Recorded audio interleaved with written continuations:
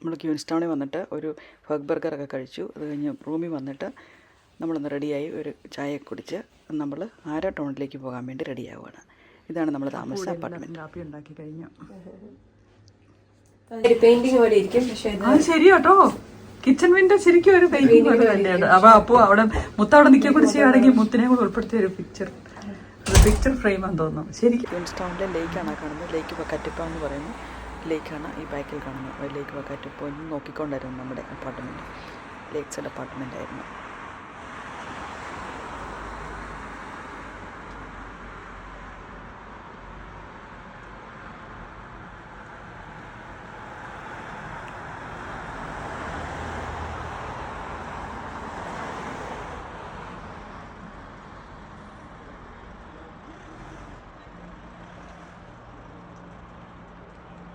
ക്യൂൻസ്റ്റൗണിൽ നിന്ന് ഒരു 20 കിലോമീറ്റർ ദൂരെയാണ് ഈ ആരോ ടൗൺ എന്ന് പറയുന്ന സ്ഥലം സ്ഥിതി ചെയ്യുന്നത്.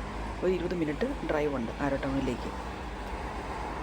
അവിടുത്തെ ഭൂപ്രകൃതി എന്ന് പറഞ്ഞാൽ വളരെ മനോഹരമാണ്. ഓരോ സമയത്ത് ഓരോ സീസണിലും അവിടുത്തെ ഭൂപ്രകൃതി വ്യത്യാസമുണ്ട്. അവിടുത്തെ പ്രശസ്തമായിട്ടുള്ളതെന്ന് പറഞ്ഞെങ്കിൽ ഓട്ടം കളേഴ്സ്, ഓട്ടത്തിലെ എല്ലാ ഇലകളുടെയും കളറുകൾ വ്യത്യാസം. ഇപ്പോൾ ഓട്ടം തീരുന്ന സമയമായിരുന്നതുകൊണ്ട് കുറച്ചുകൂടെ കളറുകളൊക്കെ മാറി വരുന്നുണ്ടായിരുന്നു നമ്മൾ ചെല്ലുന്ന സമയത്ത്.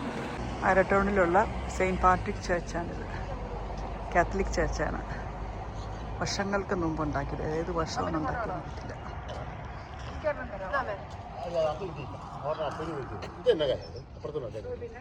പറ്റില്ല. ആരോ ടൗണിലെ മെയിൻ സ്ട്രീറ്റാണ് ബക്കിംഗ്ഹാം സ്ട്രീറ്റ് എന്ന് പറഞ്ഞെങ്കിൽ ബക്കിംഗ്ഹാം സ്ട്രീറ്റിൻ്റെ രണ്ട് സൈഡുകളിലും കടകളും കാര്യങ്ങളും ഒക്കെ ആയിട്ട് വളരെ മനോഹരമായിട്ടുള്ളൊരു സ്ട്രീറ്റാണ് കേട്ടോ. പണ്ടത്തെ ആ രീതിയിൽ തന്നെ പ്രിസർവ് ചെയ്തിരിക്കുന്ന ഒരു സ്ട്രീറ്റാണ്. ഇവിടുത്തെ ഒരു ചോക്ലേറ്റ് കടയിൽ കയറിയതാണ് നമ്മളിത്. ചോക്ലേറ്റ് ഫാക്ടറി നിൽക്കുന്നത് ചൈനീസ് സെറ്റിൽമെൻറ്റ് നടന്ന ആരോ ടൗണിലെ ചൈനീസ് ഗാർഡനിലാണ് നിൽക്കുന്നത്. 1860കളിലെ ചൈനീസ് സെറ്റിലേഴ്സ് വന്ന് ഗോൾഡ് മൈനിങ് നടത്തിയ അതിലെ അവശിഷ്ടങ്ങളാണ് ഈ കാണുന്നത്. ചെറിയ ഹട്ടും കാര്യങ്ങളും ഒക്കെ അതുപോലെ പ്രിസർവ് ചെയ്തിരിക്കുന്നതാണ് കേട്ടോ. അന്ന് 1860കളിൽ ഗോൾഡ് മൈനിങ്ങിനായിട്ട് വന്ന് ഇവിടെ സെറ്റിൽ ചെയ്ത സ്ഥലമാണ് ആരോ ടൗൺ എന്ന് പറയുന്നത്. മൈന് എല്ലാം കിട്ടിയോ? വല്ല ഗോൾഡ് വല്ലതും കിട്ടിയോ? എല്ലാം പൊട്ടറ്റോയോ ഗോൾഡ് നഗറ്റ്സ് ഒക്കെ കിട്ടിയോ? നിൽക്കുന്നത് ചൈനീസ് സെറ്റിൽമെൻറ്റ് നടന്ന ആരോ ടൗണിലെ ചൈനീസ് ഗാർഡനിലാണ് നിൽക്കുന്നത്. ടൗണിലെ ചൈനീസ് സെറ്റിൽമെൻറ്റ് കാണാൻ വേണ്ടി വന്നതാണ്. ഇത് രണ്ട് ചൈനീസ് ഗാർഡനിലെ ചൈനീസ് സെറ്റിൽമെൻറ്റ് കാണാൻ വേണ്ടി വന്നു. അല്ല, ചൈനീസ് ഗാർഡൻ അല്ല, ആരോ ടൗണിലെ ചൈനീസ് സെറ്റിൽമെൻറ്റ് കാണാൻ വേണ്ടി വന്നതാണ്. ഇത് രണ്ട് പേരെ കാണാൻ വേണ്ടി അങ്ങോട്ട് പോയിട്ടുണ്ട്. ഇവിടെ വല്ല സെറ്റിൽമെൻറ്റ് നടന്നിടത്ത് വല്ല ഗോൾഡും കുഴിച്ച് വെച്ചിട്ട് ഇവിടെ വല്ല മറന്നു വെച്ചിട്ടുണ്ടോയെന്ന് അറിയാൻ വേണ്ടി. എല്ലാം കിട്ടിയോടാ നിങ്ങൾക്ക്? വല്ല ഗോൾഡും ഉണ്ടോ അതിൻ്റെ അകത്ത്? ആരോ റിവറിൻ്റെ തീരത്താണ് ഈ ആരോ ടൗൺ സ്ഥിതി ചെയ്യുന്നത്. ഇവിടുത്തെ മെയിൻ പ്രത്യേകതയെന്ന് പറഞ്ഞെങ്കിൽ ഈ കളേഴ്സ്, എല്ലാ ഇലകളുടെയും കളറുകൾ മാറി വന്ന് ഓട്ടം സീസണിൽ വന്നെങ്കിൽ ഭയങ്കര മനോഹരമാണ്. ഇപ്പോൾ ഓട്ടം തീരുന്ന സമയമായതുകൊണ്ട് ഇലകളെല്ലാം പൊഴിഞ്ഞാൻ തുടങ്ങി.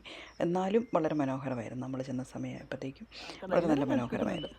ആരാ അങ്ങോട്ട് പോയത്? മുത്തി കായ്ക്കവനെ മുത്തേ ആ ഹലോ, എനിക്ക് അറിഞ്ഞേക്കാം. ചൈനീസ് സെറ്റിൽമെന്റ്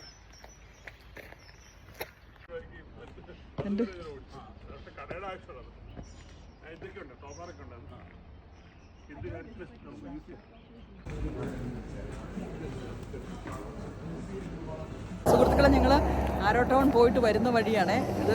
ആരോ ടൗണിൽ നിന്ന് ക്യൂൻസ്റ്റൗണിലേക്ക് വരുന്ന വഴിക്കാണ്. അപ്പോൾ ഇവിടെ വന്നപ്പം മുത്തിന് ആടുകളെ കാണണമെന്ന് പറഞ്ഞ് ഞങ്ങൾ ഇവിടെ നിർത്തി തന്നെ. ഈ ആടുകളെ നിങ്ങളെ കാണിക്കാം. ആടുകൾ ഇഷ്ടംപോലെ ആടുകൾ ഇവിടെ ഇങ്ങനെ നിൽക്കുന്നതുണ്ടാവും. ഇവിടെ മേഞ്ഞുകൊണ്ടിരിക്കുകയാണ്. ഇത് സൂര്യൻ അസ്തമിച്ചു, എന്നാലും ആടുകളെ ഇവിടെ തന്നെ ഇങ്ങനെ നിർത്തിയേക്കുള്ളൂ കേട്ടോ. രാത്രി സ്ഥലങ്ങളിലും എല്ലാം രാത്രി സമയത്തൊക്കെ ആടുകൾ ഇവിടെ എവിടെയെങ്കിലും പോയി കിടക്കുമായിരിക്കും. ഓ, നമ്മളെ നോക്കുന്നുണ്ടെന്ന് പറഞ്ഞ് ആടുകൾ നമ്മളെ ഇങ്ങോട്ട് നോക്കിക്കൊണ്ട് നിൽക്കുവാണേ. ഇങ്ങോട്ട് നോക്കിയാൽ കണ്ടോ, നല്ല തണുപ്പുണ്ട് ക്യൂൻസ്റ്റൗണിൽ. നമുക്ക് ഓക്ലൻഡിനെ അപേക്ഷിച്ച് നല്ല തണുപ്പുണ്ട് കേട്ടോ. വായിന്ന് പുക പോകുന്നത് കണ്ട, നല്ല തണുപ്പത്താണ് നമ്മളിവിടെ നിൽക്കുന്നത്. അതിൻ്റെ പുറകിലും ആടുകളുണ്ട്, ഇഷ്ടംപോലെ പുറകിലും ആടുകളുണ്ട്.